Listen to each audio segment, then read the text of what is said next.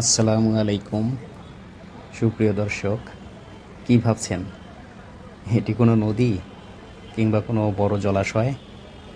না, এটি কোনো নদী বা জলাশয় নয়। এটি মিরপুর 10 নম্বর গোলচক্কর।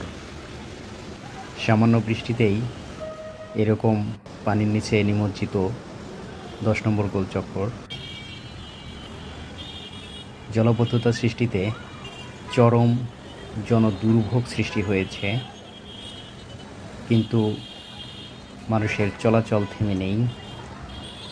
প্রয়োজনের তাগিদেই জল অতিক্রম করেই তাদের ছুটে চলতে হচ্ছে তাদের গন্তব্যে। দেখতে পাচ্ছেন গাড়িগুলো ছুটে চলেছে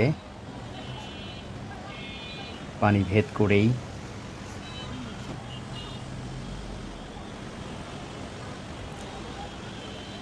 পরিকল্পিত নগর না হয় এই জনদুর্ভোগ কখনো শেষ হবে কি না জানা নেই। তবে নগর যদি পরিকল্পিত হতো তবে এরকম জনদুর্ভোগ, জলবদ্ধতা কখনোই সৃষ্টি হতো না।